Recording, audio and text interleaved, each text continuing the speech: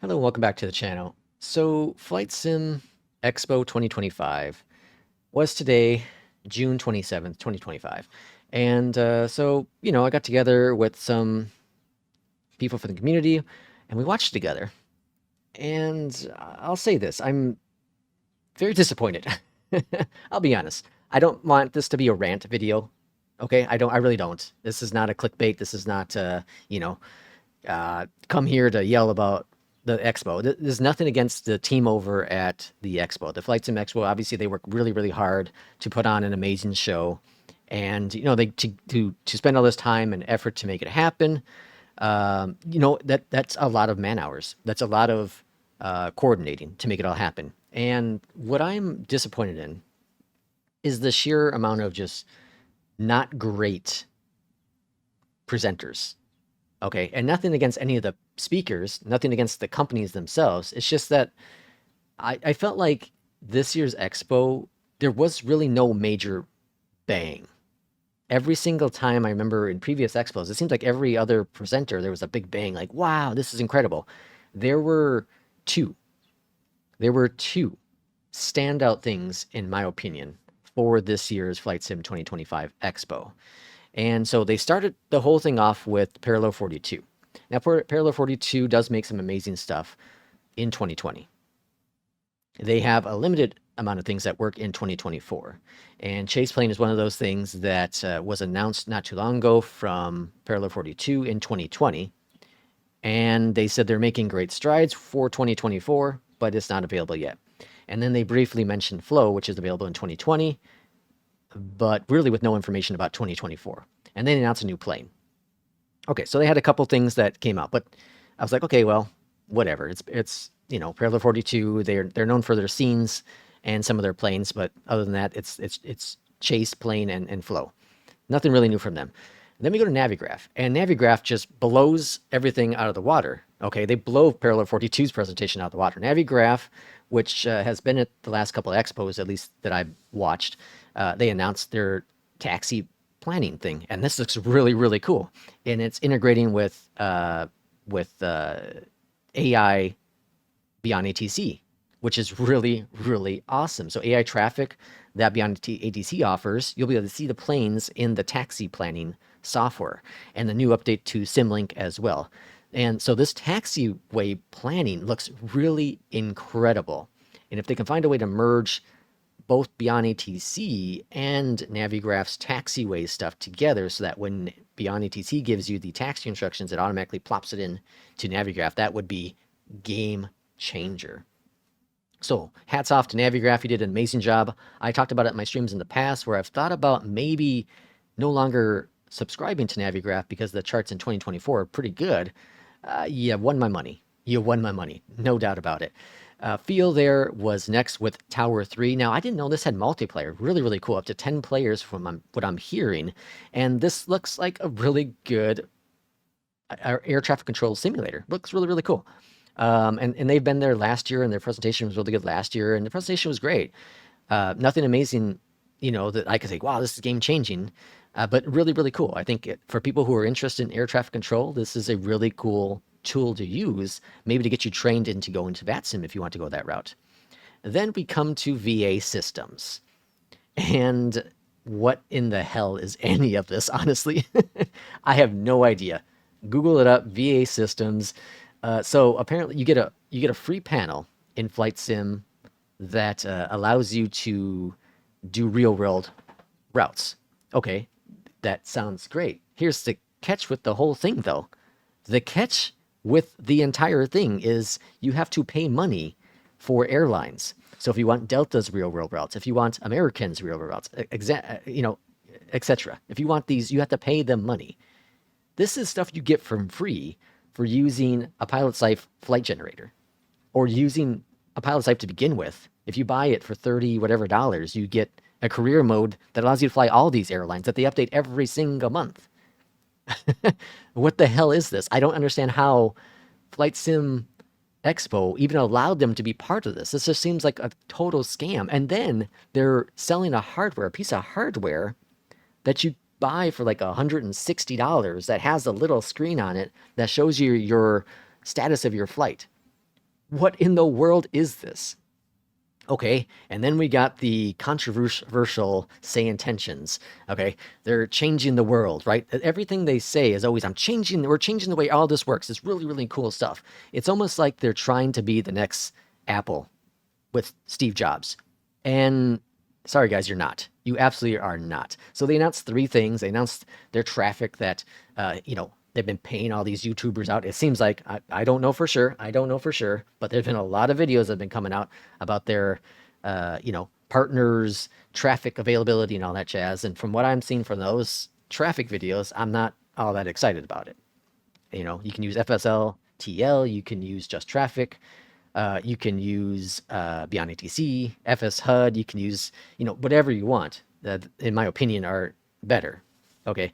Then announced this phone app where you can use your, say, intentions, and you can step away from your cockpit and go to the bathroom and still keep track of your flight and your ATC. Why? Who cares? Volanta offers the same type of thing without the ATC on your phone. The same type of thing. You can do FS HUD on another device if you wanted to. I don't get what any of this is. Like, this is amazing. Pocket Sky is like changing the world. No, sorry. Trash, total trash. Flight Sim Studio, they announced the Super 27 expansion pack for the 727, which it looks really good. It really does. I've talked about the 727 before, and it's a good plane. It's got some issues in 2024, which I primarily use. Has some issues, but overall it's fine. The big news, though, of course, was the EJET. Where's VNAV? And they did give a little bit of a time frame. Next month, they're going to be starting with a small beta test team, and then slowly increasing that, and then eventually rolling it out. And the videos in there look really, really good. The concept of it look really good. And yeah, I'm excited about it. I love my EJET. I ain't gonna lie, I love my EJET. It needs some work, obviously, a lot of work. And they've been promising this VNAV for a very long time, but it looks like it's might possibly be coming sometime in the near future. I'm saying like September 25. Don't mark my word, we'll see what happens. SoFly came out.